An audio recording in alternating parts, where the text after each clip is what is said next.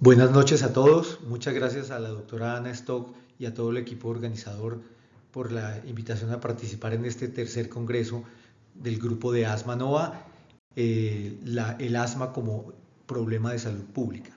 Me voy a referir al impacto de la intervención temprana en asma. No tengo conflictos de interés para la pregunta de partida es ¿qué es intervención temprana en asma? Miremos esta línea de tiempo de lo que es esta condición, de lo que es el asma, y partimos de una predisposición que puede estar al nacimiento o crearse más adelante, a un momento de inicio de síntomas, un momento del diagnóstico de asma y puede evolucionar hacia el concepto de asma grave, aun cuando sabemos que probablemente la mayoría no llegan a ese punto.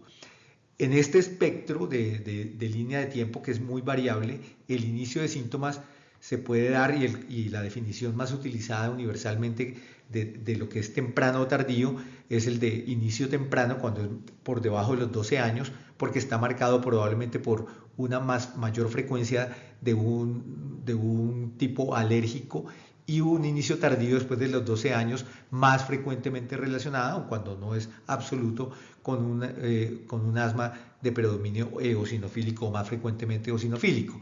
En este concepto del asma, lo importante es entender que hay unas manifestaciones clínicas y funcionales que están en lo que es la punta del iceberg, lo que vemos cotidianamente, pero por debajo de estas manifestaciones clínicas y funcionales tenemos una serie de componentes subclínicos que son la hiperreactividad bronquial, la inflamación y la remodelación de la vía aérea, que no están directamente relacionados y que podrían tener vías fisiopatológicas incluso diferenciales, pero hemos considerado inflamación como reversible y los efectos de remodelación como irreversible, pero estos conceptos probablemente no son tan precisos, tan exactos así. La remodelación incluye el engrosamiento de la membrana basal, la fibrosis de la membrana basal reticular, probablemente el cambio menos reversible realmente de todos, la hipertrofia e hiperplasia del músculo liso y el depósito de colágeno extracelular.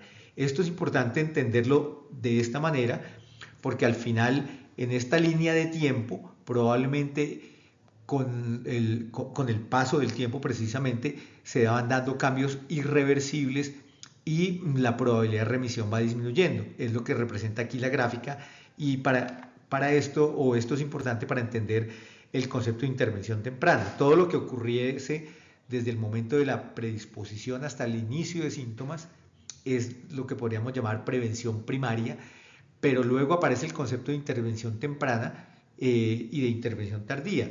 Aquí hay unas definiciones que se han utilizado en estudios previos o en análisis previos, y es llamar intervención temprana cuando hablamos de corticoides inhalados como aquella que se da entre 6 meses y 2 años después del inicio de síntomas o después del diagnóstico de asma. Sabemos que entre el inicio de síntomas y diagnóstico de asma hay periodos o tiempos variables muy dependientes de la sensibilidad con el diagnóstico. Por eso al final muchos de los estudios utilizan fundamentalmente el concepto de inicio de síntomas, y sabemos que el asma grave puede desarrollarse o no, pero cuando ya introducimos el concepto de las terapias biológicas, probablemente el concepto de temprano tiene que ver con la menor duración desde el inicio de la enfermedad, desde el inicio de los síntomas hasta el inicio del biológico. Digamos, en este panorama, lo importante es que tenemos formas de medición y que buscamos o tenemos unos objetivos que al final partíamos del concepto de control, pero hoy hablamos más del concepto de remisión de la enfermedad, de la modificación y de la curación. Y ustedes ven aquí en el recuadro de abajo, publicado recientemente, que está la remisión clínica de 3 componentes: aquella que tiene buen control de la enfermedad, sin exacerbaciones y sin uso de corticoides sistémicos; la de 4 componentes cuando ya introducimos la función pulmonar normal o una función pulmonar estable. Pero probablemente el tema más complejo es, hablando del concepto de remisión y de modificación de la enfermedad, es que no haya actividad biológica de la enfermedad, es decir, que todos estos componentes que mencionábamos en esta parte de la remodelación probablemente no se estén dando, y que podamos medirlos de alguna forma, y probablemente ahí es donde hay una debilidad grande y limitación en que no tenemos una forma de medición fácil. Tenemos la fracción exhalada de óxido nítrico y probablemente otros componentes, pero no es fácil medirlo. Al final es importante entender entonces en esta visión general que las intervenciones farmacológicas tempranas, para no hablar de las no farmacológicas que no tienen un impacto directo en estas condiciones subclínicas de las vías fisiopatológicas, esas intervenciones tempranas farmacológicas serían los corticoides inhalados y los biológicos. Y entonces miremos si hay alguna evidencia al respecto.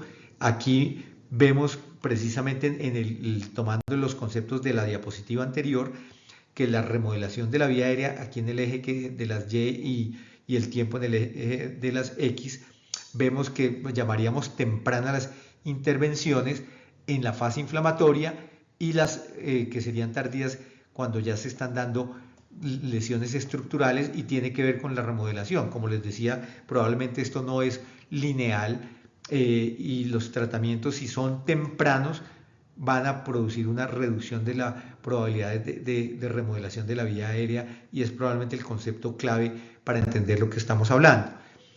Miremos en corticoides inhalados a qué nos referimos con intervención temprana. Esta publicación de Tari Atela y Polo Birne en el 2015 nos habla de llamar temprana cuando se inician los corticoides inhalados antes de 2 años después del inicio de síntomas asmáticos, y hacen una revisión de la información que hay hasta ese momento y claramente se demuestra que iniciar corticoides inhalados en ese periodo temprano frente a los que inician más tardíamente, pues se relaciona con mayor reducción de síntomas, con mejoría de la función pulmonar, con control de la hiperreactividad bronquial, de la inflamación de la vía aérea, reducción de las exacerbaciones y mejoría de la calidad de vida. Sin embargo, desde ese momento, y se sigue aceptando de esta forma, no hay claridad que el uso temprano de corticoides inhalados modifique el curso natural de la enfermedad, y los cambios de la remodelación probablemente son poco influidos con el uso de corticoides inhalados, y esto pues es lo que tenemos claro en este momento.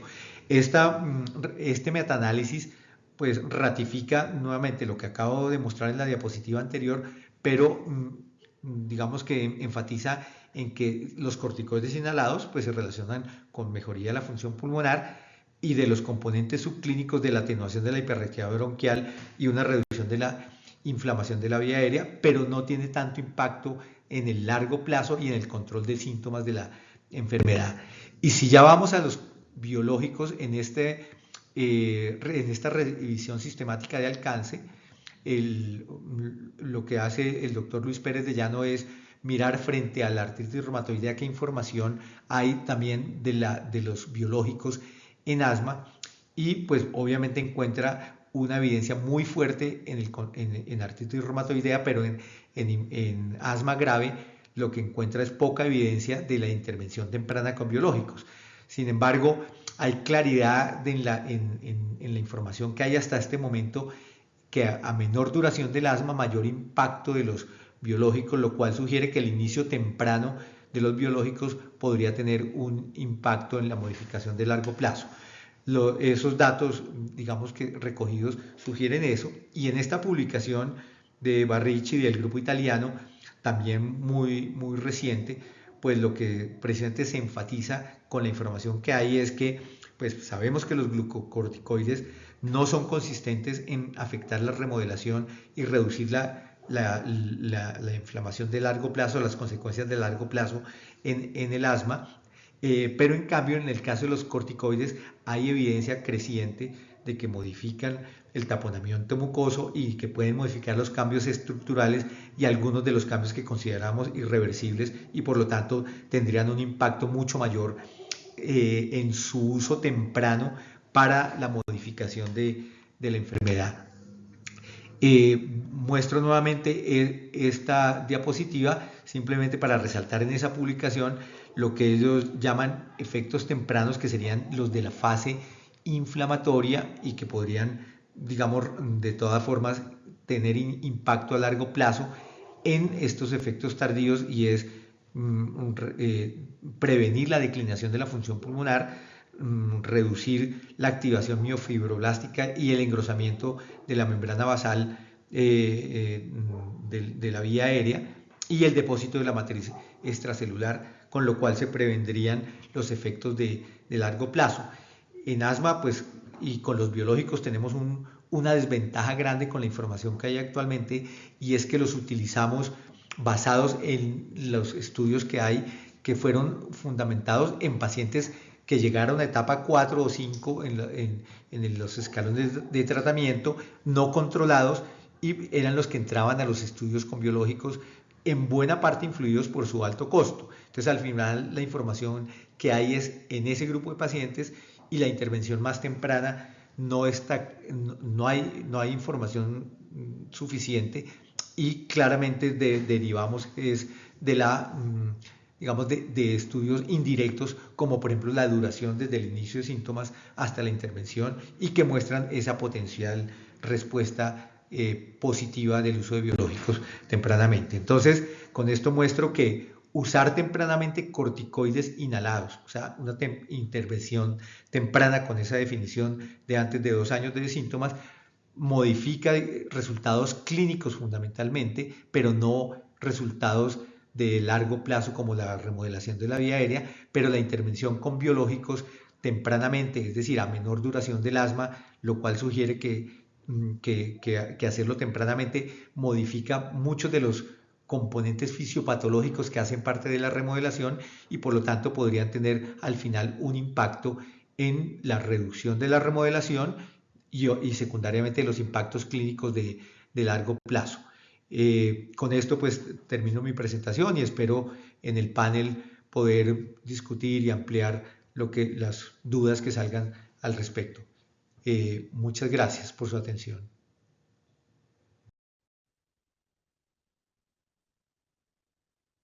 ¿Qué tal? Muy buenas tardes. Soy la doctora Ireri Tirión, neumóloga de adultos del Instituto Nacional de Enfermedades Respiratorias y actualmente directora del Departamento de Fisiopatología de ALAP. Agradezco muchísimo la invitación y el día de hoy vamos a platicar acerca de avances en las pruebas de función pulmonar para el diagnóstico en asma. Para esta plática no tengo ningún conflicto de interés que declarar.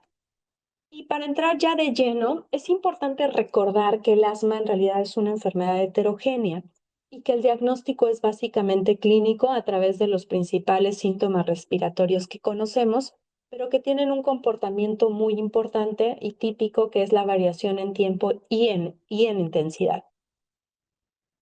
Todo esto de la parte de los síntomas respiratorios y cómo se comportan tienen que ver lógicamente con los mecanismos fisiopatológicos de la enfermedad, que básicamente es el proceso de hiperreactividad de la vía aérea, los diferentes procesos de inflamación que conllevan también a la limitación al flujo aéreo a través de toda la afectación de mi epitelio respiratorio. Y cada una de ellas puede ser evaluada de forma objetiva, que ese es uno de los puntos muy importantes en esto, que me van a ayudar a hacer el diagnóstico definitivo de esta enfermedad. También es importante recordar, sobre todo por lo que hemos visto en los últimos artículos, acerca de la disfunción de la vía aérea pequeña, que si recordamos, en realidad estamos hablando de una afectación a nivel de obstrucción, de remodelación y de inflamación que tiene que ver con los mecanismos fisiopatológicos de la enfermedad, como sabemos. Y algo interesante es que dentro de los diferentes estudios que se han hecho, se han encontrado que más del 50% de los pacientes con asma van a tener algún grado de disfunción de la vía aérea pequeña. Está más asociado con pacientes que tienen asma grave, y uno de los puntos importantes es que hay una progresión importante de estos pacientes que tienen disfunción de la vía aérea pequeña para generar obstrucción fija a lo largo de la enfermedad. También se ha asociado con peor calidad de vida, con peor control de los síntomas, por supuesto, con mayores exacerbaciones. Y una de las cuestiones interesantes de este manuscrito es precisamente que esta disfunción de la vía aérea pequeña en realidad puedo estarla evaluando por diferentes pruebas de función pulmonar, y cada una de ellas me puede otorgar información valiosa acerca de diferentes mecanismos, como lo sería la heterogeneidad de la ventilación, la propia limitación al flujo aéreo y también los procesos de atrapamiento aéreo que puedo tener. Entonces, cuando hablamos de limitación al flujo aéreo, pues estamos hablando básicamente de pruebas de mecánica respiratoria, que indudablemente tendríamos que hablar de espirometría pre y post broncodilatador idealmente, y que lo puedo identificar con cualquiera de estos tres puntos para hablar acerca de alguna limitación del flujo aéreo. Tenemos pruebas mucho más accesibles, sobre todo en lugares donde no tenemos esta parte de algunas otras pruebas más avanzadas, digamos, como sería el pico flujo, ¿no? Con los procesos de variabilidad que conocemos. Y por supuesto, lo que hemos comentado acerca de oscilometría, que vamos a ver ahorita más adelante en unas diapositivas. Cuando hablamos acerca de inflamación, en realidad puedo hacer la valoración de la inflamación a través de diferentes formas, pero para esta plática nos enfocaremos únicamente en la fracción exhalada de óxido nítrico, y que sabemos que es solo una de las vías de inflamación que puede tener esta enfermedad, y que también tenemos ahí algunos puntos que comentar sobre las formas en que interpreto.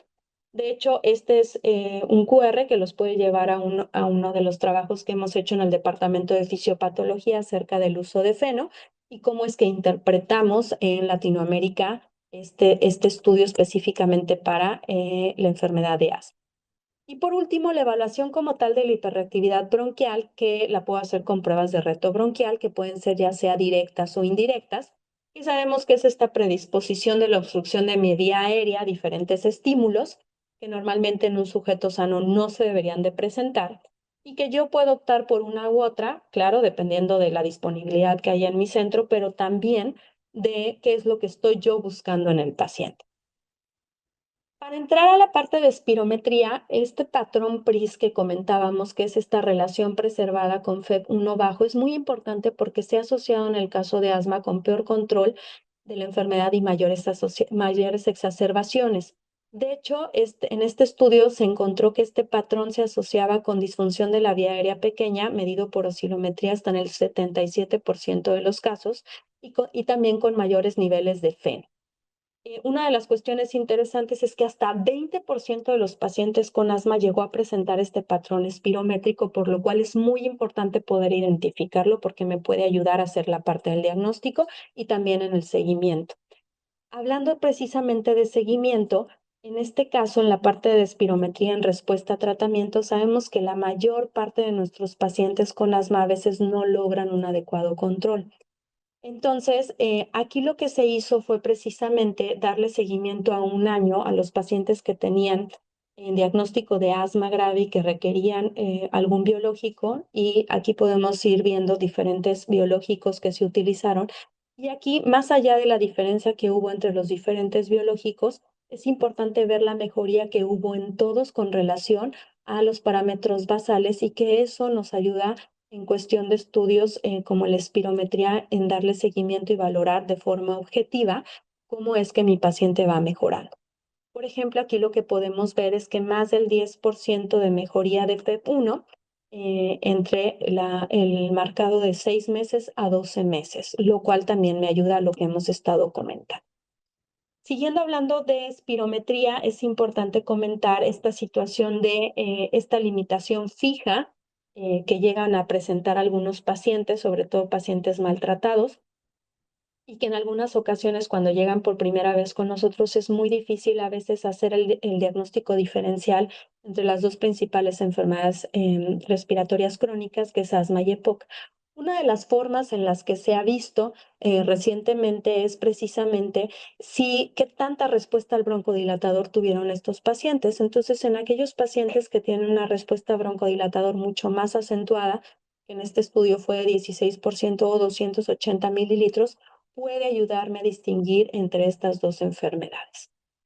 Ya cuando hablamos acerca de otras pruebas, como lo sería la oscilometría, definida a través de lo que ustedes están viendo en pantalla, una de las características interesantes de este estudio es que vean ustedes cómo aquellas personas que tenían disfunción de la vía aérea pequeña por esta medición, generalmente tenían un índice de masa corporal, perdón, más elevado, tenían marcadores de espirometría más afectados, FEV1 y FBC, pero también tenían mayor respuesta broncodilatador por FBC. Esto, lo que sí es importante es que se hizo una valoración entre los que tenían eosinófilos elevados y los que no tenían eosinófilos elevados, y no hubo ninguna diferencia para disfunción de vía aérea pequeña medida a través de esta edad. En este estudio, una de las cuestiones interesantes fue valorar la respuesta al broncodilatador. Y vean ustedes en las características basales, prácticamente el 50% de los pacientes que tenían asma tenían alguna afectación ya sea en R5 o en reactancia a 5 Hz. Y cuando se vio cómo respondían a broncodilatador, aquí hay varias cuestiones interesantes, pero no nos vamos a detener en ellas sobre cuál es la distinción entre un criterio de respuesta a broncodilatador con los actuales y con los previos, pero específicamente para la parte de oscilometría vemos que más o menos la respuesta al broncodilatador llegó a ser hasta el 35%. Entonces, estos son puntos importantes que nosotros tenemos que ir tomando en cuenta a la hora en que empecemos a hacer la valoración de nuestros pacientes. Ahora, la prueba de oscilometría y la parte del control de la enfermedad también es interesante. Este es un estudio que se hizo con pacientes que tenían espirometría normal y lo que se encontró es que este punto de corte de R5 menos R20 cuando tenía más de 200 sobre 200 del porcentaje del predicho, era un factor que me ayudaba a valorar que el paciente iba a tener peor control de su enfermedad aún ya después del ajuste multivariado. Y otro de los puntos que también persistió siendo significativamente, bueno, estadísticamente significativo, perdón, fue precisamente el índice de masa corporal. Entonces, todo esto nos va a ir ayudando a ir definiendo mejor cómo utilizar cada una de las pruebas.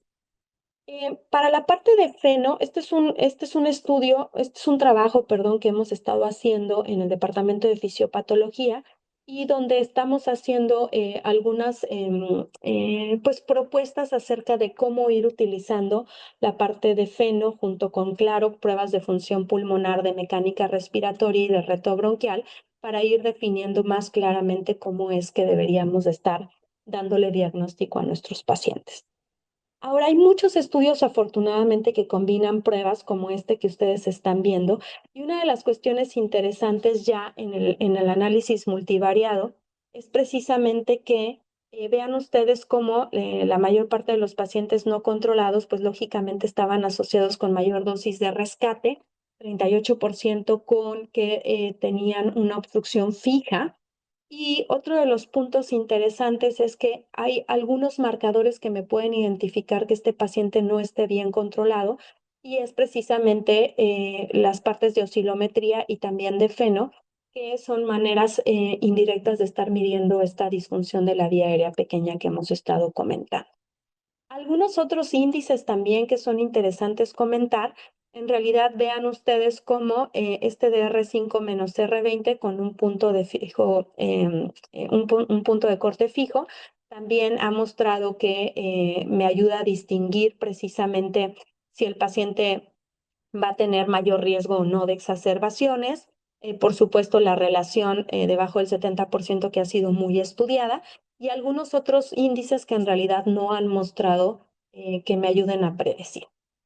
Prácticamente ya para terminar, es importante mencionar las pruebas de reto bronquial.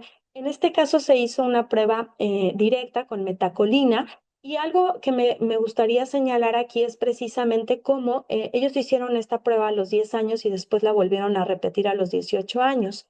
Pero vean ustedes cómo 81% de los que fueron prueba positiva a los 10 años, a los 18 años fueron negativos. Esto es importante porque en qué momento estamos nosotros decidiendo solicitar esta prueba y qué es lo que estamos buscando con ella. Entonces, por eso es importante este estudio. Ahora, en este otro tipo de prueba, que fue una prueba indirecta donde se utilizó manitol y se utilizó espirometría, oscilometría y feno en sujetos que tenían FEV1 más del 70%, vean cómo 35% tuvo una respuesta positiva y se valoró por oscilometría tanto la parte inspiratoria como expiratoria. Estas son las características basales. Y lo que llama la atención, por supuesto, es que en los que tuvieron una prueba positiva, tenían una R5 y una R19 mucho más elevada que en los otros sujetos. en la parte expiratoria.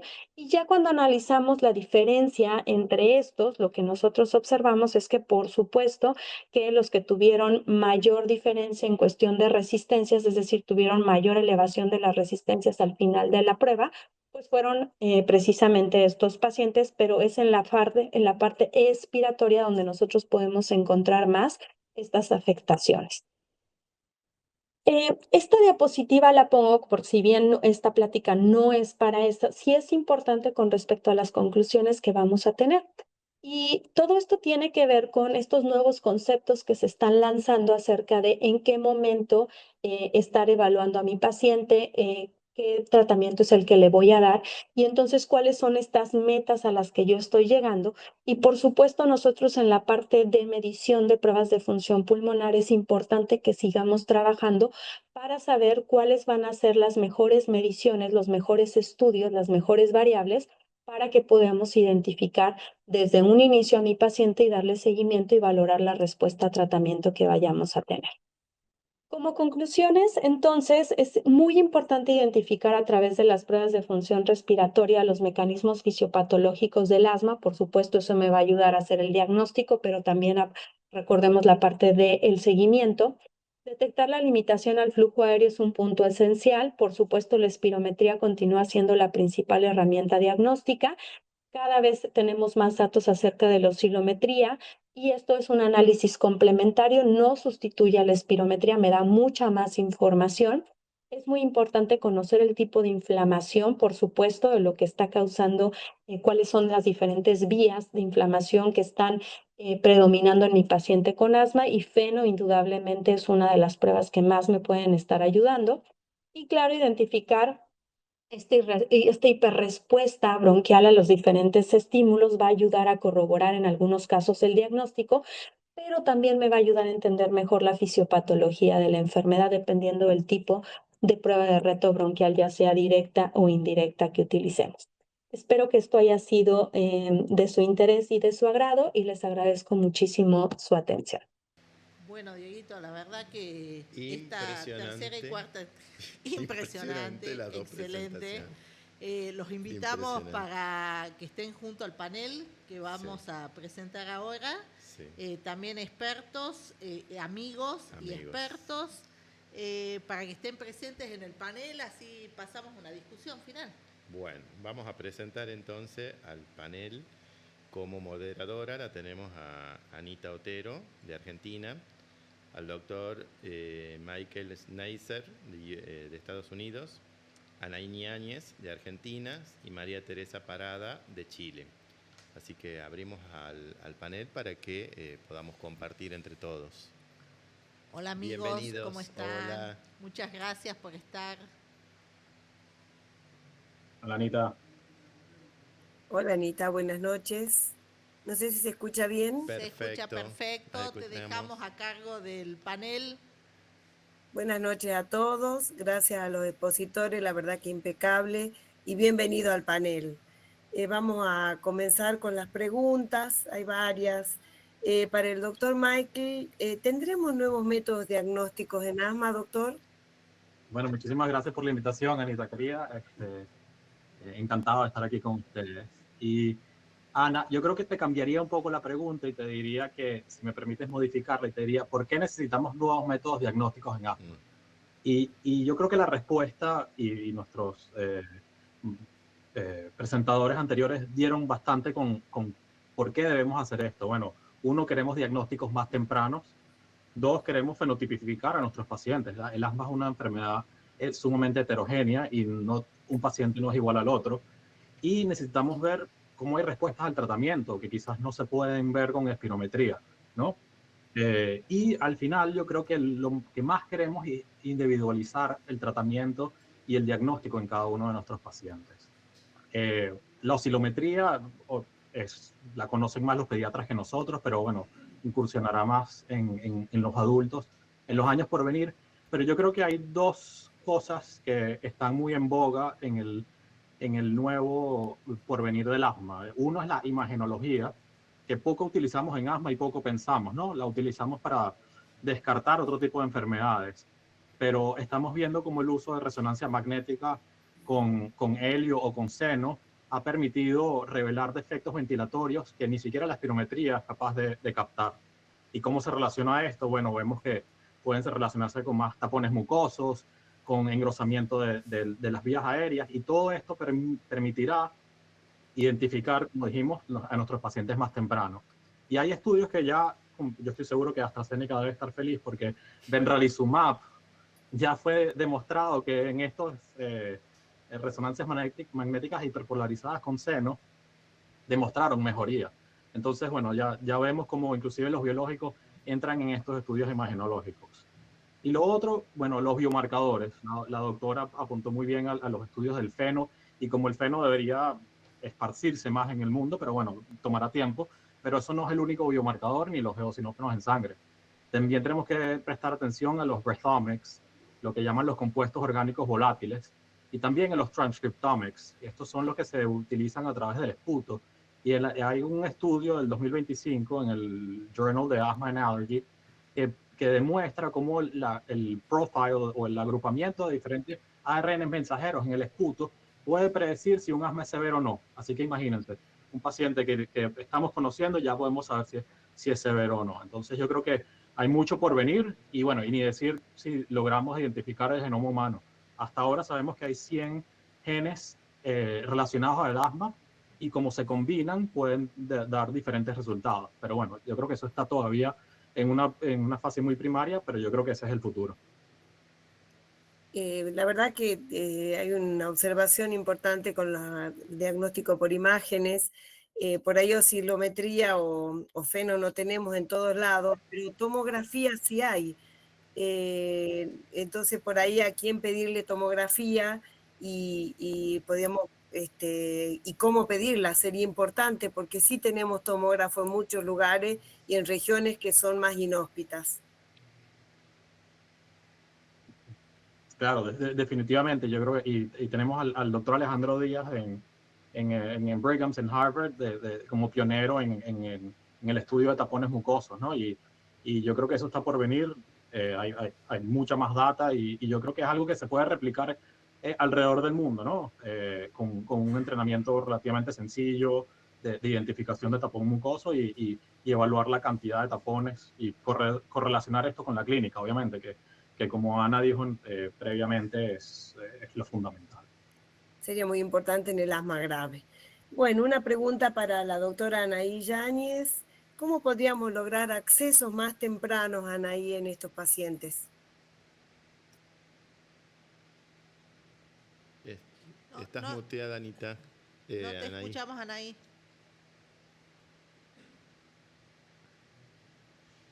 No te escuchamos. A ver. ¿Se escucha? Nosotros no la escuchamos acá. No, yo tampoco la escucho.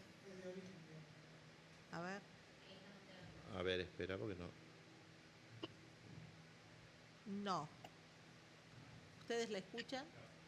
No.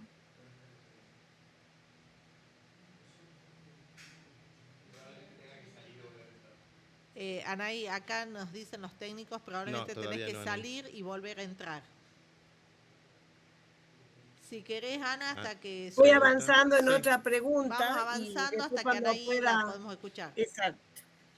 Con la doctora María Teresa, buenas noches, querida doctora. Si intervenimos más temprano, ¿tendremos un impacto en la remodelación y eso se relaciona con la posibilidad del step down? Siempre pensando en el objetivo. ¿Cuál es nuestro objetivo? Modificar la historia natural de la enfermedad. Muy buenas noches a todo el panel y sobre todo, Anita, muchas gracias por la invitación. Así que saludos desde Chile. Es una tremenda pregunta, tremenda, porque ese es como el objetivo final de lo que nosotros queremos lograr en un buen tratamiento del asma. Entonces, en realidad, si nosotros conocemos que el fenómeno que desencadena el asma y su evolución es la inflamación, tenemos que ser muy enfáticos con iniciar un manejo hacia la inflamación en forma precoz. O sea, yo prefiero que uno parta con dosis más alta en un paciente que está inflamado, por eso que es muy importante medirlo. Y así podemos hacer, si podemos medir el feno, hacer una test de supresión de feno, podemos saber cómo va a responder ese paciente. Medir la función pulmonar inicial. O sea, yo creo que es fundamental cuando nosotros iniciamos un tratamiento para un paciente con un asma no controlada o con un asma grave, primero que estemos seguros que es asma, eso es lo primero. Que en porcentaje que nos llegan a las clínicas puede que haber un 20 o 30% que no sea asma. Por otro lado, tener esta función pulmonar de base es muy importante. Y cuando nosotros empecemos a tratar esta inflamación y a tratar esta cascada inflamatoria, vamos a disminuir el daño posterior. Pero tenemos que medirlo. Yo creo que nosotros no podemos quedarnos tranquilos con un paciente que tenga una espirometría 70%.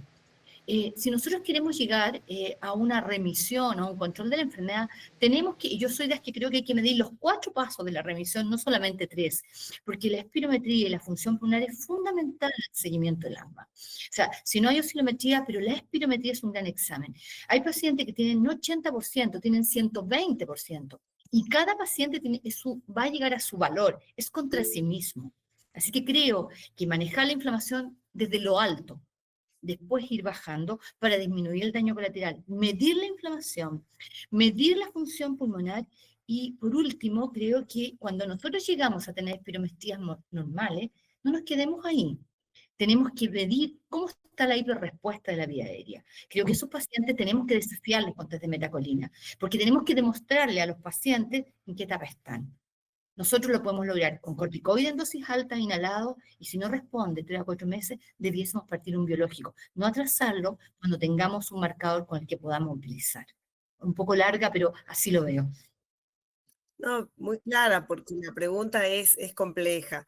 Así que muy clara, doctora. Volvemos con Anaí. A ver, ¿me escuchan? Ahí te escuchamos, Anaí. Ay, bueno, bien. Hola. Bueno, buenas noches. Bueno, durante todo... la pregunta o la sabes? No, me acuerdo. Durante todo las disertaciones hemos escuchado que lo ideal es llegar temprano y bueno, en mi rol de alergóloga, creo que también la identificación temprana en el asma grave debe estar dirigida a mirar las comorbilidades. No solo las comorbilidades alérgicas, que ya las conocemos, y que sabemos que el asma alérgica puede empezar con otras patologías alérgicas en edades tempranas, sino también con otras comorbilidades como la obesidad o como algunos trastornos de la salud mental que favorecen a que el asma no esté controlada y más aún el asma grave. Refiriéndonos específicamente a las comorbilidades, la valoración de todos los biomarcadores y de la espirometría y la oscilometría tiene que ir acompañada con la valoración de la vía aérea superior, ¿sí? Y de esa manera poder intervenir junto con los tratamientos de asma para mejorar el proceso inflamatorio a nivel de vía aérea superior en las rinosinusitis crónicas con y sin poliposis nasal, y también hacer un abordaje aún más temprano, sobre todo en aquellos pacientes que tienen síntomas a edades tempranas, donde la rinitis en la adolescencia hemos visto y hay intensidad de varias publicaciones desde hace mucho tiempo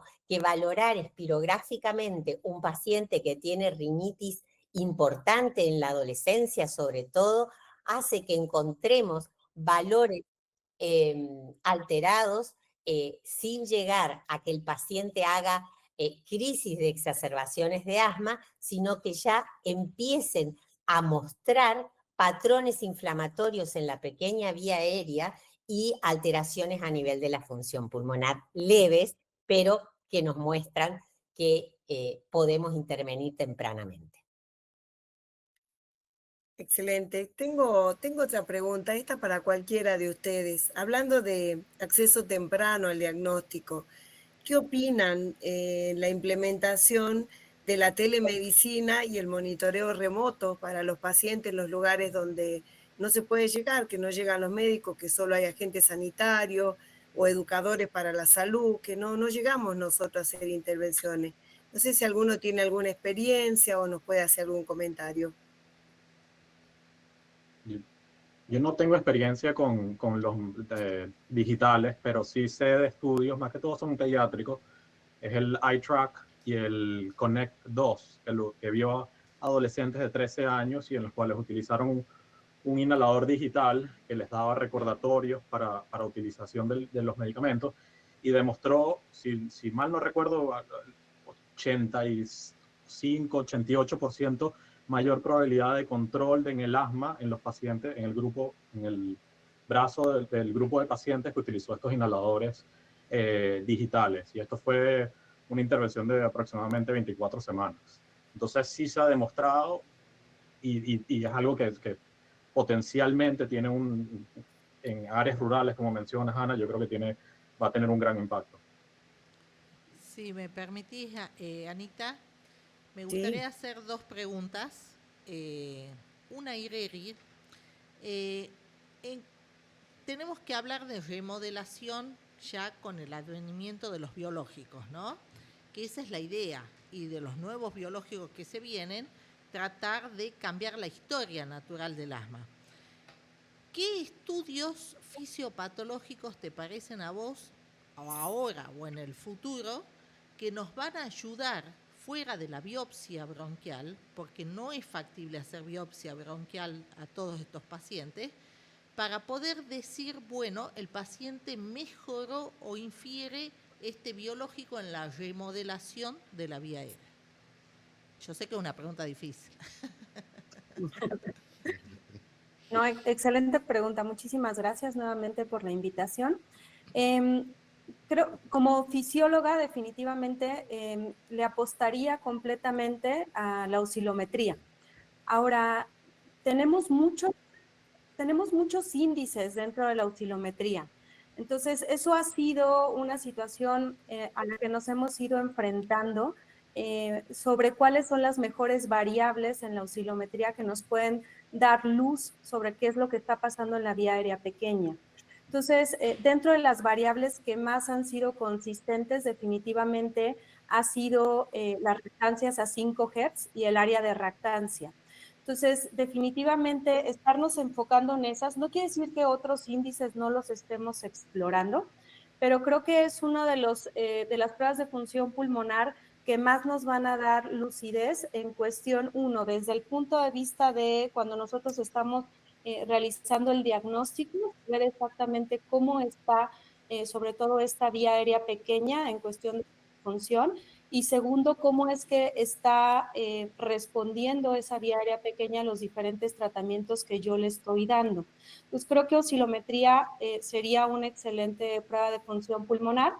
Claro, tenemos el mismo problema que con la espirometría en cuestión de la falta de accesibilidad en muchas áreas, pero bueno, creo que sería un buen punto. La ventaja que tiene también la prueba es que técnicamente es muy fácil de realizar, entonces creo que eso sería una gran ventaja que tenemos con el estudio. Y otra de las pruebas que si bien no son de función pulmonar, pero las utilizamos mucho, es precisamente la fracción exhalada de óxido nítrico, pero enfocada, viéndolo desde etapas tempranas y teniendo este concepto de querer hacer una remisión como tal inflamatoria y funcional de la enfermedad, hablaría más acerca de la parte que se mide a nivel alveolar, en la que también ya cada vez tenemos un poco más de estudios acerca de cómo se encuentran estas diferencias entre lo que tenemos como en la parte de flujos a 50, que nos hablan acerca más de vías aéreas más proximales, comparada con la que nosotros tenemos más hacia la vía aérea distal. También serán algunos métodos que nos podrán estar ayudando para ir valorando precisamente cómo está todo este proceso de remodelación en toda mi vía respiratoria. Excelente. Entonces, eso sería básicamente en cuestión de función pulmonar, los dos a los que yo apostaría más. Excelente, Ireri, muchas gracias. Estamos muy ajustados de tiempo. Yo necesito en un minuto que Carlos me conteste la última pregunta, en un minuto. Carlos, estamos hablando ya de step down de biológicos, O sea, tratar de step down de biológicos, no solamente de corticoide inhalado. Y ya vimos que corticoide inhalado no influye en la remodelación de la vía aérea, sí los biológicos. Ahora, para empezar a pensar en step down de biológicos, ¿vos crees que es importante que valoremos no solamente remisión, sino remodelación, que tenemos que incluir ese concepto para hablar de remisión completa de la vía aérea? No, completamente de acuerdo. Digamos, si finalmente lo que queremos es impactar el curso de la enfermedad en términos de los cambios irreversibles de la remodelación, y quiero enfatizar lo que acaba de decir Ireri, nosotros como neumólogos debemos privilegiar las pruebas de función pulmonar, la oscilometría, el lavado de nitrógeno, la pletismografía, la resistencia de la vía aérea, como una forma de evaluar, y también hago énfasis aquí, y la hiperreactividad bronquial también como condición subyacente, para poder mirar la actividad subyacente de la enfermedad, porque al final lo que nos permitiría hacer una disminución, un step down de biológicos de manera confiable, sería tener la claridad de que la actividad de la enfermedad se ha reducido. Si no tenemos esa claridad, los componentes puramente clínicos probablemente no son suficientes para la toma de la decisión del step down de biológicos. Es decir, enfatizar en que sí debemos buscar los mecanismos fisiológicos e imagenológicos también de definir que la enfermedad tiene poca actividad para poder comenzar a disminuir, sea por dosis o por intervalos, la administración de los biológicos. Perfecto, bueno, les agradezco muchísimo, un excelente bloque.